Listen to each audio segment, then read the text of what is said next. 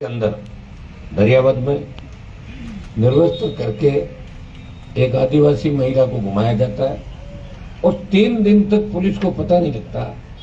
तो बीट प्रणाली की जो पुलिस बड़ी बड़ी बात करती है और भारतीय जनता पार्टी वहां जाती है एक फॉर्मेलिटी पूरी करने के लिए, तो उसके बाद बीजेपी का कोई बयान नहीं आता। गृह मंत्री डूंगरपुर बांसवाड़ा के अंदर एक कार्यक्रम में शायद वहां जाते हैं और उनको ये याद नहीं रहता कि जिसको पार्टी स्टैंड बनाने वहां उस पीड़िता का घर वहां से बहुत नजदीक था। उसके बाद प्रियंका गांधी भी राजस्थान के अंदर आती है, लेकिन उसको कोई याद नहीं करता। और उत्तर प्रदेश के चुनाव के अंदर इन लोगों ने इस को मुद्दा बनाया था, प्रियंका गांधी इन लोगों ने। तो यहाँ आप जो हालात देख रहे हो राजस्थान का, मिला जुली का खेल है राजस्थान में। अपराध में राजस्थान 1 नंबर आ गया। अभी मुख्यमंत्री जी कह रहे थे कि अभी 1 नंबर नहीं, अभी तो थोड़ा पीछे है। तो शायद इन्होंने प्रण कर लिया कि 1 नंबर लाके छोड़ेंगे। विपक्ष राजस्थान में नजर नहीं आ रहा है। सड़क से लेके सदन तक, विधानसभा और लोकसभा तक अगर कोई लड़ाई लड़ रहा है तो राष्ट्रीय लोकतांत्रिक पार्टी लड़ रही है। जिस तरह एक तरफ देश महिला आरक्षण की बात कर रहा है, मैं भी पार्लियामेंट के अंदर ही था जब महिला आरक्षण का बिल पारित हुआ। दुर्भाग्य से देखिए, आनन फानन में विशेष सत्र बुलाया, सारे एमपी भागे। कोई ये डर रहा था चुनाव साथ नहीं हो जाए, किसी दलों को किसी चीज की चिंता थी। और हुआ क्या, ऑल पार्टी मीटिंग में एजेंडा नहीं रखा, पहले दिन जो बुलाई थी, और बिल लेके आए महिला आरक्षण 33%। और बिल के अंदर ये लिखा कि जो आपकी जनगणना है वो कराएंगे और जनगणना के बाद जो डिलिमिटेशन है फ्रीज कर रखा है 26 तक, उस डिलिमिटेशन के बाद हम इसको लाएंगे। तो पास अभी करने की आवश्यकता थी, वो तो फिर 33 तक गया। मैंने कहा था लोकसभा में 33, 47, 52, 56 कब लाओगे, ये तो बताओ, एक तारीख तो बताओ, कुछ टाइम लेके आ जाएंगे। और अगर आपको इतनी चिंता थी महिलाओं की, तो 2014 में जब आपकी सरकार बनी तो ये तो इसमें तो सारे दल सहमत थे। सर्वदलीय बैठक में भी बात हुई, जब सब सहमत है, सब महिला आरक्षण का सब दलों ने प्रयास किया जब 1989 से के बाद। लेकिन लोगों के अंदर एक जुमला छोड़ना जो बीजेपी की आदत है, काम कम करना और उसका प्रचार प्रसार ज्यादा करना। क्योंकि कांग्रेस देश में सबसे बड़ी पार्टी का जो स्वरूप है वो भी खो दिया कांग्रेस पार्टी ने। आज लोकसभा के अंदर प्रतिपक्ष का कोई नेता नहीं है, विपक्ष का नेता नहीं है। जो अधीर रंजन चौधरी सिर्फ कांग्रेस पार्टी के नेता, सबसे बड़े दल के नेता, क्योंकि विपक्ष का जो संख्या कांग्रेस की नहीं आई, जिसे नेता प्रतिपक्ष का उनको दर्जा मिलता। ये दुर्भाग्य है। और ये स्थिति होगी कांग्रेस पार्टी की कि उन्हें INDA बनाना पड़ा। कितने दल उसके अंदर साथ है।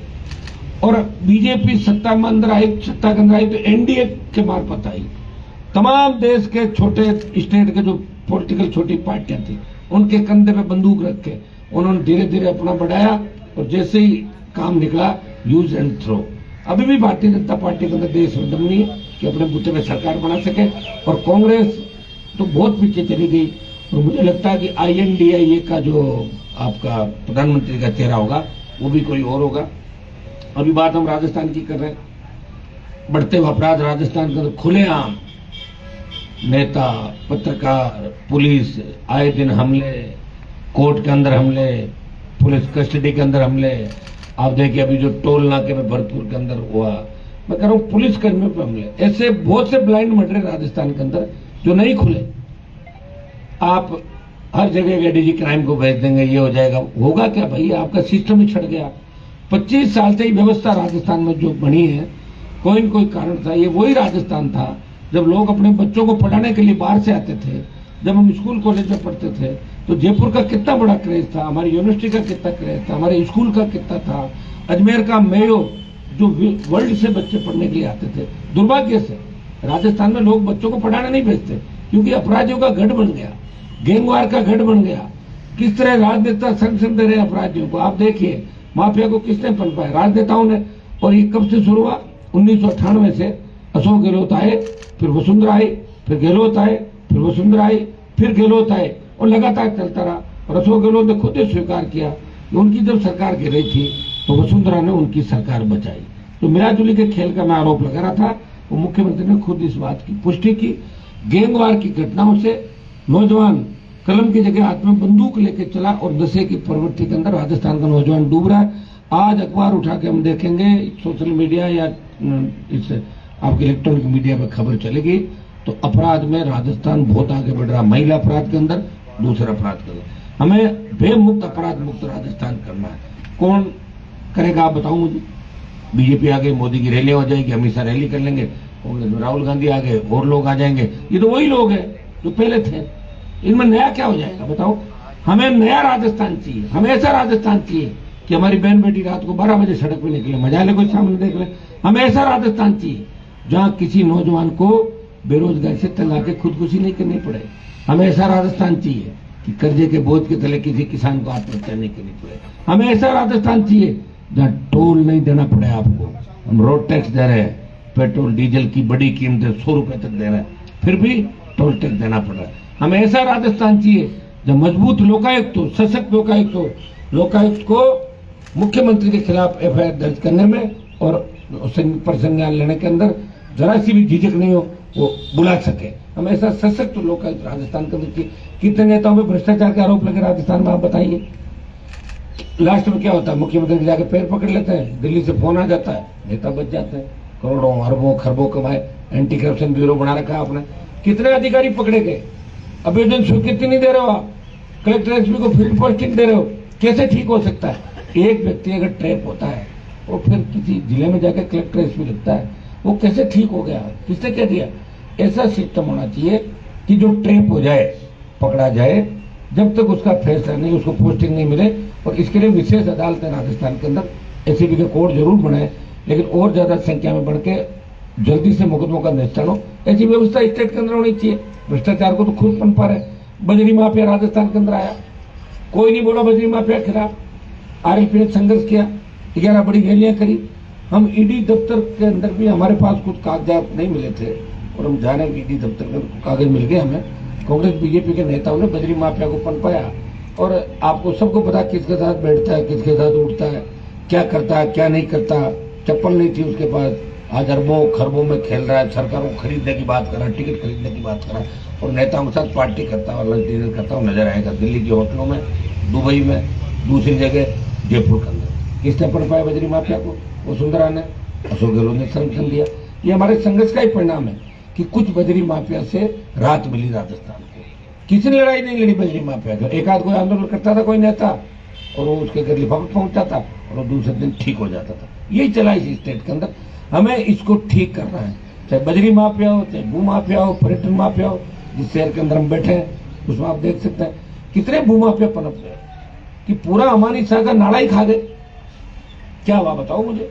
मैं मेरा कह सकता हूं, मैं अगर सरकार के नजदीक रहा, ये सारे माफिया जेलों के अंदर होंगे। आज किसान की जो दुर्दशा है, फसल बीमा, आप देखिए इस बार बेमौसम बरसात हो रही है, अभी बारिश हो रही है। ये बारिश अगर 1 महीने पहले होती तो बहुत बम्पर पैदावार राजस्थान के अंदर होती। प्रीमियम काट लेते हैं फसल बीमा कंपनियां, उसके बाद मिलती नहीं।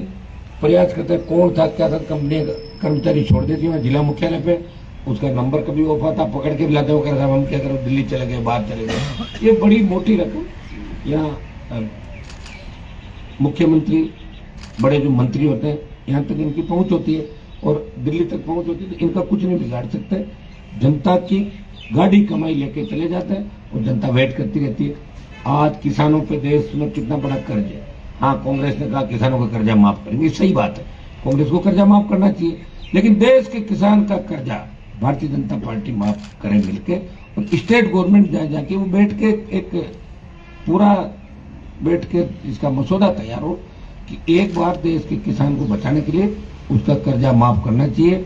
क्योंकि धन्ना सेठों के 3 लाख करोड़ से ज्यादा के कर्जे पिछले सालों के अंदर कांग्रेस और भारतीय जनता पार्टी की जो गठबंधन की सरकारें थी, इन्होंने पिछले सालों के अंदर देश के अंदर उद्योगपतियों के कर्जे माफ किए। तो किसान का कर्जा माफ होना चाहिए। जिन मुद्दों को लेकर राष्ट्रीय लोकतांत्रिक पार्टी हमेशा लड़ाई लड़ रही है। आज ओबीसी आरक्षण की बात करूं, या ओबीसी आरक्षण जो आपके स्टेट के अंदर बात चली थी, विसंगतियां थी उसके अंदर, 18 के अंदर वसुंधरा की सरकार में जो आदेश था 22 तक चलता गया। लेकिन कांग्रेस के कुछ नेताओं ने पॉलिटिकल श्रेय लेने के लिए यहाँ गवर्नमेंट हॉस्टल चौराहे पे बैठे इधर उधर मिलेबल सीएम सेक्रेटरी से मिलते हैं, वहां मिलते हैं, यहाँ मिलते हैं, अखबारों के अंदर अपनी खबर छुपाई। कहाँ चले गए वो लोग? अब क्यों नहीं बोल रहे? क्या हो गया? विसंगति दूर हो गई क्या? नहीं हुई। शेडो पोस्ट एक भी नहीं भरी गई, विसंगति दूर नहीं हुई। खाली मीडिया के अंदर छपना, सोशल मीडिया पर अपनी बात करना और ये मैसेज देना कि हम ही रहनुमा है ओबीसी के। उन लोगों को मैं कहना चाहूंगा, उनको याद रखना चाहिए कि क्या कह के गए थे, क्या क्या। वसुंधरा अगर गलत ओबीसी के हितों पर कुठाराघात कर रही थी तो गहलोत सरकार ने भी 5 साल ओबीसी के हितों पर कुठाराघात किया। लोकसभा के अंदर भी हमने ये बात कही थी कि ओबीसी आरक्षण सुरक्षित रहना चाहिए, ओबीसी महिलाओं के अंदर भी ओबीसी आरक्षण लागू होना चाहिए। बातें हमने सारी बातें आप रोज देखते हो। एक सांसद पूरे राजस्थान के अंदर अगर बात सरकार के खिलाफ होता तो एक ही सांसद है, वो नागौर का सांसद है। हमारे ईआरसीपी का जो मुद्दा था, आप देखिए, ईआरसीपी को केंद्र और स्टेट का मुद्दा गलत तरीके से बनाया गया। ईआरसीपी को राष्ट्रीय परियोजना केंद्र सरकार ही घोषित करेगी, स्टेट नहीं कर सकता। स्टेट के पास इतने संसाधन नहीं होते। और राष्ट्रीय शब्द जहां लगता है तो राष्ट्रीय शब्द तो वहीं लगेगा जहां केंद्र होगा। स्टेट का अलग इश्यू होता है। हाँ, स्टेट की कुछ भागीदारी हो सकती है, जैसे प्रधानमंत्री ग्राम सड़क योजना, स्टेट का कुछ हिस्सा होता है, ज्यादा हिस्सा दिल्ली का होता है। सीआरएफ का फंड है, पूरा दिल्ली का पैसा होता है। जहां सेंट्रल का नाम आ गया, जहां केंद्र का आ गया, चला घुमा फिरा के जल संसाधन मंत्री हमारे राजस्थान से हर बात कहते हैं गहलोत लागू नहीं करें, ये कहते हैं दिल्ली लागू नहीं करें। हमें क्या करना है इन बातों से? हमें ईआरसीपी के जो 13 जिले हैं, जो ये जीवन रेखा इनकी साबित हो सकती है, पीने के पानी के साथ सिंचाई का पानी, और ये राष्ट्रीय परियोजना प्रधानमंत्री इसको घोषित करे। ये वादा करके भी प्रधानमंत्री चुनाव के समय गए थे कि हम ईआरसीपी को राष्ट्रीय परियोजना घोषित करेंगे। ये प्रधानमंत्री का वादा था और प्रधानमंत्री कल आ रहे हैं जयपुर के अंदर। तो कितने एक वादे जिन्होंने बहुत किए लोगों से, 15 लाख रुपए खाते में आएंगे, इतने करोड़ नौकरियां लगेगी। ये आपको ही पता है कि कोविड के अंदर 50 लाख लोग इस देश के अंदर चले गए। कितनी गाय लंपी के अंदर चली गई। 100 रुपए दे रहे हो डीजल पेट्रोल के, देने ही पड़ रहे हैं। ज्यादा कहो तो लोकसभा में खड़े होकर कहते हैं इनके मंत्री कि गाड़ी रखो मत, साइकिल चला लो। ये और इतना दम्भ ये लोग। आपने देखा हो कैसा एक वीडियो इनके मंत्री का आया था, प्रधानमंत्री ने भाषण दिया कि तुम्हारा व्यवहार देखेगी दुनिया, चुनाव को समय बाकी है, इधर का भी देखेगी, उधर का भी। हम लोगों की तरफ इशारा किया, इधर का भी देखेगी और हमारे इधर का भी देखेगी। उनके उधर का तो देख लिया, अब देख रहे हो ना गाड़ी के लोग चुप होता है। तो ये प्रधानमंत्री, मुझे लग रहा है कि प्रधानमंत्री को भी लोग नहीं मानते। बीजेपी के अंदर ये स्थिति होगी। कार्रवाई होनी चाहिए इस मामले के अंदर। जो कहते हैं वो करते हैं, जो करते हैं करने के अंदर अंतर है। ये हमारा जो भी गंगानगर के अंदर बड़ा आंदोलन चल रहा है, पंजाब हिस्से का पानी नहीं दे रहा है, रोज आंदोलन हो रहे। गढ़साना रावला के अंदर बीजेपी सरकार में गोलियां चली किसानों पे, कई किसान शहीद हुए। 16 के अंदर गोली चली, किसान शहीद हुए। पंजाब पानी दे नहीं रहा है अपनी जिद की वजह से, और पंजाब में पानी की आवश्यकता नहीं है, फिर भी राजस्थान को पानी दे। तो पंजाब में तो बाढ़ आ गई और राजस्थान को पानी नहीं मिला। इसका मतलब हमारी लीडरशिप कमजोर है राजस्थान की। दिल्ली में भी जो राजस्थान के नेता बैठे जल संसाधन मंत्री, और इनकी कमजोरी है कि दिल्ली तय करता है कि किस स्टेट के हिस्से का पानी कहां जाएगा। ये दिल्ली तय करता है, तो दिल्ली को तय करना चाहिए। दिल्ली अपने कामों में व्यस्त है, मर रहे हैं लोग, और वो पानी पाकिस्तान कितना पानी जा रहा है, पाकिस्तान गया पानी, ये चिंता कौन करेगा? हरियाणा पानी आंख दिखा देता है, कौन चिंता करेगा? मजबूत सरकार कहाँ है? मजबूत गहलोत की सरकार तो मजबूत नहीं। सरकार गिराने के लिए प्रयास हुए, अब वो अपनी सरकार बचाने में लगे हुए। एक ही नारा दे दिया, रिपीट कर रहा हूँ, रिपीट कर रहा हूँ। रिपीट नहीं हो रही सरकार कहीं भी। जैसे ही आचार संहिता लगेगी, चुनाव में जाएंगे, तब पता लग जाएगा कांग्रेस की क्या हालत होती है। और भारतीय जनता पार्टी जो बिना विजन के इस चुनाव के अंदर आई, उनको परखा है लोगों ने। बीजेपी का राज रहा राजस्थान के अंदर लंबे समय तक, क्या कर दिया इन लोगों ने, उस चीज को भी राजस्थान का जवान बुरा नहीं पा रहा। इस बार सबसे ज्यादा जवान राजस्थान में वोट करेगा। नया वोट जो जुड़ा है उसकी संख्या 60 से 80